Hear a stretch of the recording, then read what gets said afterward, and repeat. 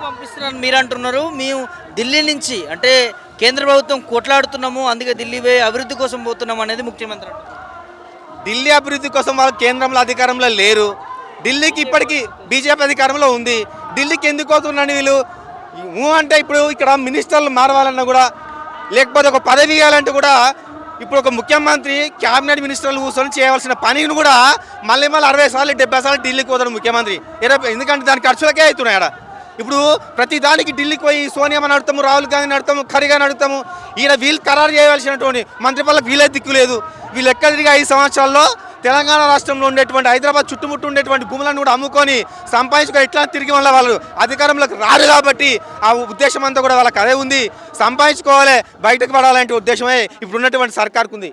భవిష్యత్తులో మీరు మీడియా ముఖంగా చెప్తా ఉన్నా, ఖచ్చితంగా 100కి 100% రాబోయేది కేసీఆర్ ముఖ్యమంత్రి ఖచ్చితంగా అవుతాడు. బీఆర్ఎస్ ప్రభుత్వం అధికారంలోకి వస్తుంది.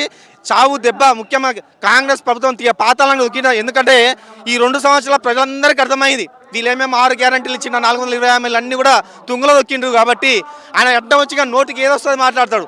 ఎందుకంటే ఒక ముఖ్యమంత్రి ఎవరిని మాట్లాడేటప్పుడు ఒక ఉన్నతమైనటువంటిది నేర్చుకోవాలి. ఎందుకంటే మనం కూడా చదువుకున్న విద్యార్థులం కాబట్టి, ఒక యువకులం కాబట్టి ఏమి ఎట్లా మాట్లాడేటువంటి తెలంగాణలో ఉండేటువంటి నియోజకవర్గాలపైన, తెలంగాణ రాష్ట్ర భౌగోళిక పరిస్థితులపైన అవగాహన లేనటువంటి ముఖ్యమంత్రిని పట్టుకొని ఆయన గురించి మనం పెద్ద ఆయన పొగినట్టది. కాబట్టి అటువంటి ముఖ్యమంత్రి కాడు ఆయన. అసలు ఓదకే ఆయనకు మాయని మచ్చ తెచ్చింది. కాబట్టి ఈ యొక్క రేవంత్ రెడ్డి సర్కార్ని కూలదోసి 2022లో ఖచ్చితంగా బీఆర్ఎస్ ప్రభుత్వం అధికారంలోకి రావడం ఖాయం. ఇది పక్కా జై తెలంగాణ తెలియజేస్తాను.